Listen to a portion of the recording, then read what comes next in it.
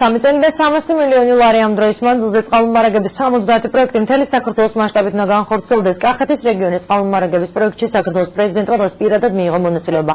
მიხეილ სააკაშვილი დედოფლის წყაროს ფერმერთა მომსახურების ახალ ცენტრსაც ესტუმრა და ადგილზე გაეცნო იმ სერვისს, რასაც ცენტრი გლეხებს თავაზობს.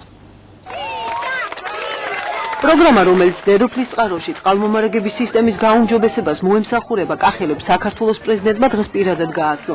მიხეილ სააკაშვილმა სოფელ ქვემო ქეჯი პროექტის განხორციელებაში თავად მიიღო მონაწილეობა და სიმბოლურად მილი შეადუღა.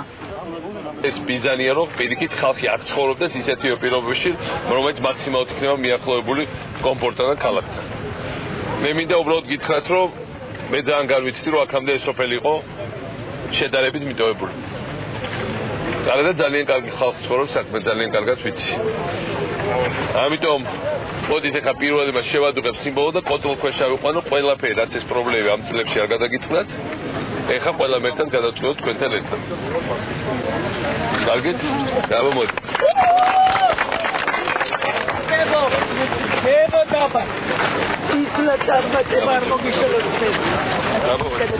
ეს რაღაც რა ტექნოლოგია?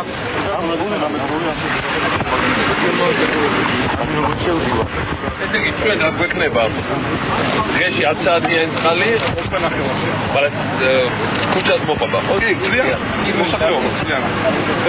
აქამდე წყალი ამათ მოყვება სადაც ქვედა სოფლებიდან და უბრალოდიდან და რაღაც პრობლემატურია. და მაგაში ასხარ. სამუშაოებზე 60 ადამიანი დასაქმდება და ზუსტად 2 თვეში სოფელ ქვემო ქედს, სადაც 3000 ადამიანი ცხოვრობს, წყალი დღეში 10 საათის განმავლობაში მიეწოდება. პროექტი 2 ახალი ჭაბურღილის მაგისტრალის, შიდაგზელების მოწყობას და სადგურების მშენებლობას ითვალისწინებს. მომარაგების საკითხების დაალაგების ნაწილში საკმაოდ ამბიციური გეგმა გვაქვს. გეგმა შემდგომში მდგომარეობს. ჩვენ ერთდროულად 60 პროექტზე ვმუშაობთ, რაც მოგცემს საშუალებას, რომ უკვე წლის ბოლოსთვის ჩვენ ყველა მუნიციპალიტეტს ხალი მივაწოდოთ ყოველდღიურ რეჟიმში და ამას მოყვება მეორე ეტაპი, რაც მოგცემს საშუალებას, რომ გადავიყვანოთ ჩვენი მოსახლეობა რამდენიმე წელიწადში 24 საათიან წყლის მომარაგების საკითხებზე. რაც შეეხება კონკრეტულად ამ სოფელს, რომელიც ჩვენ ვიპოვებით, წყლის პრობლემა ამათ ისტორიულადაც უხებდათ და მე ნაგებთ, რომ უკვე სულ რამდენიმე თვეში ეს პრობლემა დაალაგდება და ადამიანებს ყოველდღიურ რეჟიმში მეწოდებათ სულთა ჯამთელი წყალი. 2015 წლამდე საქართველოს ხელისუფლება წყალმომარაგების 70 პროექტის განხორციელებას გეგმავს. პროექტისათვის 300 მილიონია გამოყოფილი და სამუშაოებზე 25000 ადამიანის დასაქმება იქნება შესაძლებელი.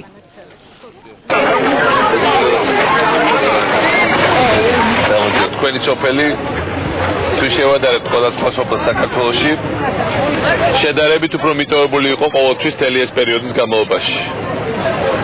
მე მარტო ჩემი ფუნქცია მარტო იქ არა რომ ჩავიდე სადაც რაღაცა გაკეთდა. ყველაზე მეტად უნდა ჩავიდე იქ სადაც თითქმის არაფერი არ გაკეთებულა. გამოვიარე ცოტა სკოლა შეკეთებულია, რაღაც პატარა ეს გზა ცოტა დაიფრეზა, მაგრამ აქ არის გასაკეთებელი. აქ სოფელი იცლებოდა წლების განმავლობაში, იმიტომ არ იყო გზა და არ არის წყალი.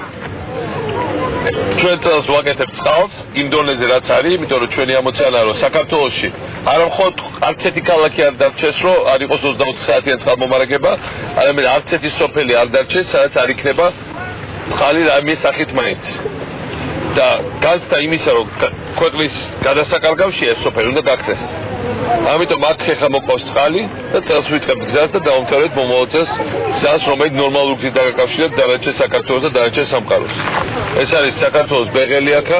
მოსახლეობასთან ტრადიციული გასაუბრების დროს პრეზიდენტი ადგილობრივებს ჯანმრთელობის და სოციალური პრობლემების მოგვარებაში დახმარებასაც დაპირდა. სამი სოფელი, 5 სოფელი, სარწყავი ამოდიოდა აი ზილიჩა გასოდინება ზილიჩაში. ის ტრუბები სუდაიშალა, სუდაიკარგა, მოიპარეს.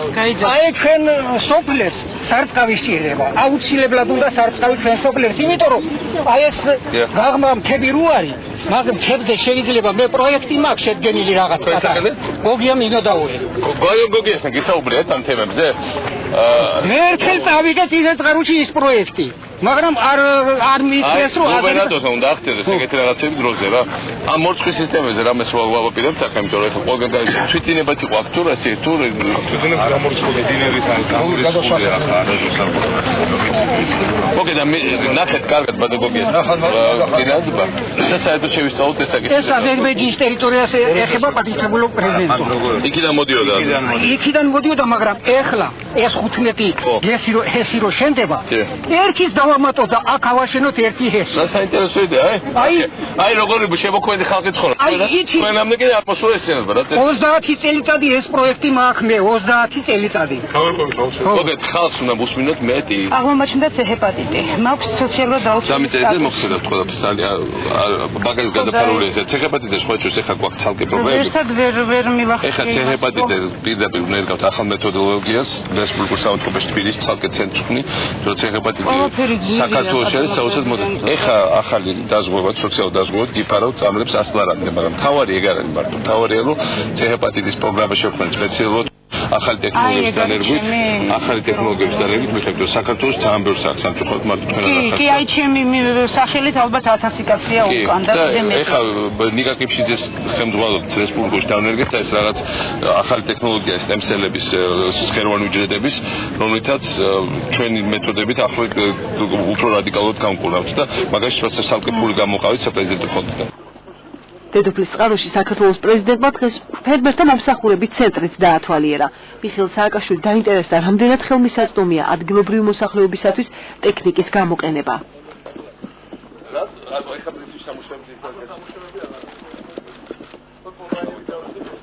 ჩვენ კომბაინერს პრაქტიკულად რომელი მიწა დღეს არის დამუშავებული ყველა ვერევით ჩამოგდის ამ პერიოდში ახლა დაახლოებით ერთ კვირაში დაიწყოს უკვე შემოსვლას 25 კომბაინამდე კიდე შემო.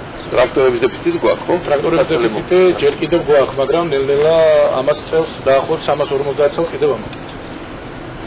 საშემოდგომო სამუშაოებს უკვე ბევრად მეტი გვექნება ტრაქტორი და ნელ-ნელა უკვე შემოდის ამერიკული ტექნიკაც. ჯონ დიერები შემოვა და შემოვა ნიუ-ჰოლანდების ტრაქტორები. ჩვენ ტრაქტორები სადღაც მე ვფიქრობ დაახლოებით 1000 გვჭირდება კიდე დამატებით რომ დეფიციტი გადაფაროთ. ესე იგი ამ ლეგალიზაციით რამდენი ტრაქტორი გამოაჩინა? ჩვენ ლეგალიზაციით ესე იგი პრაქტიკულად 3500 ტრაქტორი დავარეგისტრირეთ. 3500, ეხლა ეს სულ რამდენი ყავს? სოფლიანობაში ყავს დაახლოებით 5000 ტრაქტორი. სიამდვილეში 7-8 მაინც უნდა სუ იდეალში, მაგრამ 1000 მაინც უნდა რომ ეს დეფიციტი გადაიფაროს თლიანად. ძალიან პატარა ტრაქტორებიც არის, რომ 2000, მაგრამ ეს ამით ვერ გვის, იმიტომ რომ ვერ პატარას ვერ ამუშავებს 2000-ს.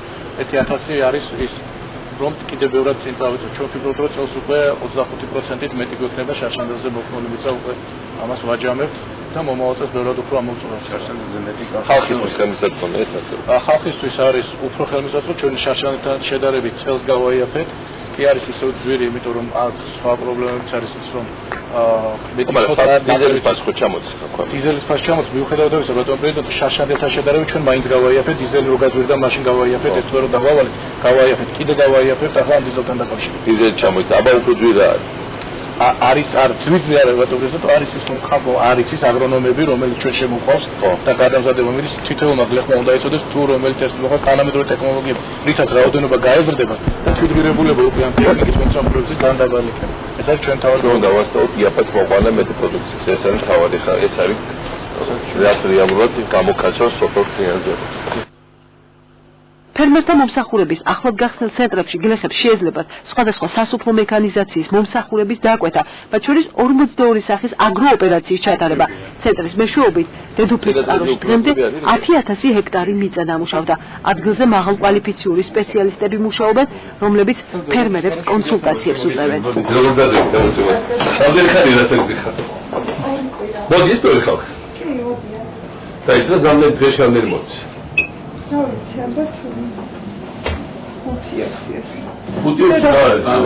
ახლა პერიოდი, როდესაც უკვე არ აქვს არანაირი ტიპის სამუშაოები ამ რეგიონში. მოხმა დასრულდა დიდი ხნის წინ, ახლა უკვე მოსავლის აღებაზე ვარ გადასული. შეწამლა იყო ის პერიოდში, როდესაც ჩვენ გავხსენეთ, მანამ ტრაქტორები შემოყვანილი და სოფლებში დარიგება. მაგრამ ჩვენებზე უნდა მოვიდეთ ოზე. ავაჩვენოთ ეს, რომ მუდმივად არის როგორც აი ექიმთან დადის სიტყვაზე შესამოწმება დიაგნოსტიკაზე ეს ადამიანი ასტადიოს აგრონომიულ ცენტრებში. უნდა მივაჩვენოთ და ამაზე ვიმუშავოთ. ჩვენ ხო სოფლებიდან ჩამოვყავთ ავტობუსი, ხალხი და ვაჩვენოთ რომ ეს არის. აი რაღაც ექსკურსიასავით მოვაწყოთ, რომ რა შესაძლებლობებს იძლევა თანამედროვე ინტენსიური სოფლის მეურნეობა რა. რომ მაინც ინერცია არის, რომ ძველებურად გადავდივართ რაღაც ვაჩვენოთ რა გაკეთა. მართლა ეხა ჯერჯერობით სოფლის მეურნეობა გვაქვს როგორც ძალიან ჩამორჩენილ ქვეყანას სამწუხაროდ და ოფისები და შესაძლებლობები გვაქვს როგორც წამყვან ევროპულ დასავლეთევროპულ ქვეყანას.